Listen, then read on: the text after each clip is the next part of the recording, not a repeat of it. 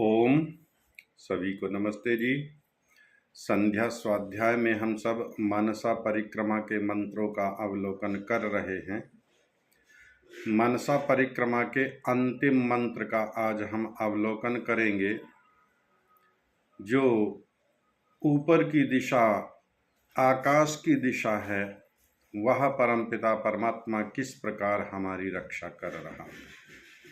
अब तक हमने पूर्व, पश्चिम, उत्तर, दक्षिण और नीचे की दिशा में उस सर्वरक्षक परमात्मा की सार्वभौमिकता का अनुभव किया,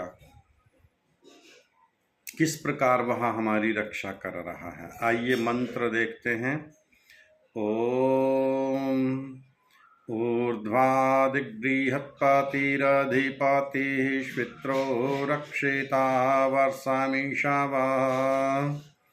तेभ्यो नमोऽधिपतिभ्यो नमो रक्षितृभ्यो नम ईशुभ्यो नम येभ्यो अस्तु।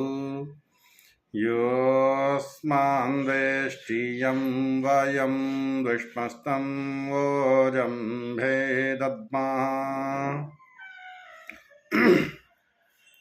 ऊर्ध्वा ऊपर की दिशा का अधिपति स्वामी, वह परम पिता परमात्मा बृहस्पति के रूप में हमारी रक्षा कर रहा है। बृहस्पति कहते हैं जो सबसे बड़ा है, जो सबकी रक्षा करने वाला है, जो देवों का भी देव है। और पौराणिक जगत में तो ऐसा माना ही जाता है कि बृहस्पति देवताओं के गुरु हैं और शुक्र दैत्यों के गुरु हैं। ये तो काल्पनिक कथाएं हैं। बृहस्पति भी उसी परमेश्वर का नाम है, शुक्र भी उसी परमेश्वर का नाम है। तो वह परमेश्वर बृहस्पति के रूप में हमारी रक्षा कर रहा है। किस प्रकार रक्षा कर रहा है? जो वर्षा की बूंदें हैं, आकाश से वर्षा होती है तो ये बाणों के समान सूखे को, अकाल को, सबको भस्म कर देने वाला है। जब वर्षा आती है तो चहुं ओर हम देखेंगे अपने चारों ओर कैसे खेत खलियान सब लहलहाने लगते हैं। नदियां बड़े उमंग से बहने लगती हैं, नदी नाले सब भर जाते हैं, तालाब गड्ढे पोखर सब भर जाते हैं,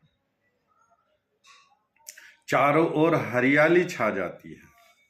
हाँ, नीचे की दिशा से वह विष्णु स्वरूप परमेश्वर अन्न उत्पन्न कर रहा है, हमारी रक्षा कर रहा है।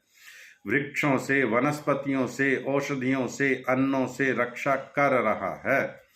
किंतु जब तक वर्षा नहीं होगी तब तक ना अन्न होगा, ना औषधि होगी, ना फल होंगे।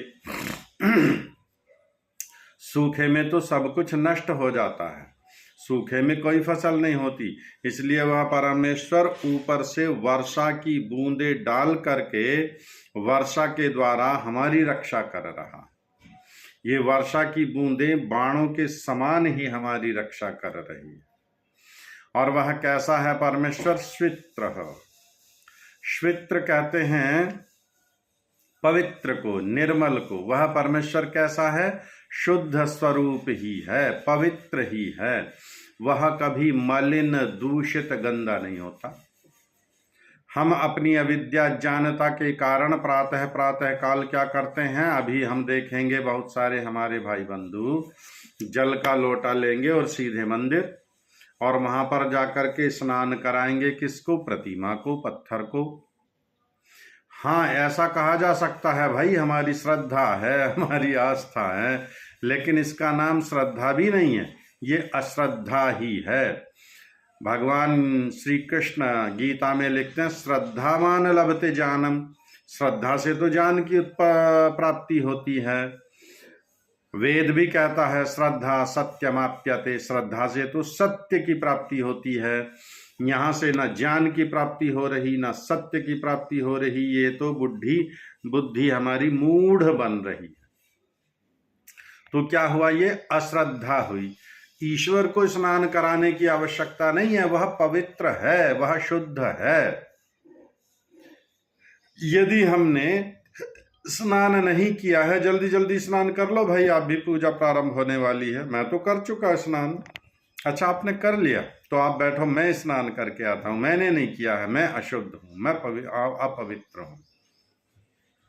और वैसे भी जल से शरीर का शुद्धिकरण होता है।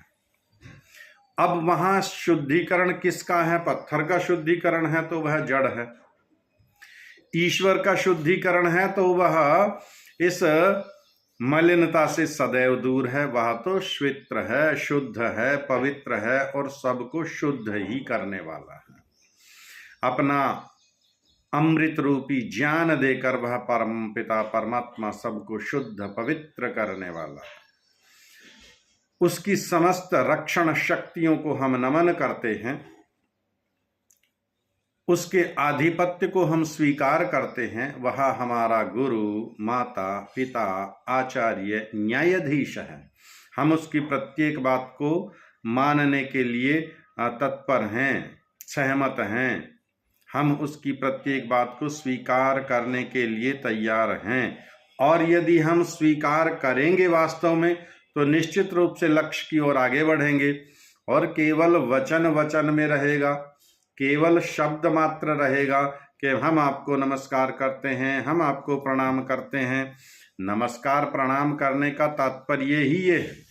लोक में भी यदि हम देखेंगे, जिसके प्रति हमारे हृदय में सम्मान है, प्रेम है, उसी को हम नमस्ते जी करते हैं। एक व्यक्ति से उतना स्नेह नहीं है तो दूर से कर लिया, बेमन से कर लिया, नमस्ते जी, नमस्ते जी, नमस्ते जी। एक व्यक्ति से बहुत अधिक श्रद्धा है, उठ करके दौड़ेंगे, हाथ जोड़ेंगे, सिर झुकाएंगे, पैर छुएंगे, तब प्रणाम, तब नमस्ते करेंगे। अब अगर ऐसा प्रेम परमेश्वर के प्रति है, ऐसी श्रद्धा परमेश्वर के प्रति है, और हम उसकी प्रत्येक बात को मानने के लिए तैयार हैं, जाने अनजाने में कोई पाप कर्म हो गया है तो उसे भी परमेश्वर के ही न्याय व्यवस्था के हम अर्पित करते हैं। वह न्यायकारी है, हम सबका न्याय निश्चित रूप से करेगा। आइए इसी संकल्प भावना के साथ मानसा परिक्रमा के ये मंत्र पूर्ण हुए और हम संकल्प धारण करें। हम सब प्रतिज्ञा लें कि हम उस परम पिता परमात्मा की आज्ञा का सदैव पालन करेंगे, उसे अपने अनुकूल बनाएंगे और अपने लक्ष्य की ओर निरंतर हम बढ़ते रहेंगे। आप सभी का धन्यवाद।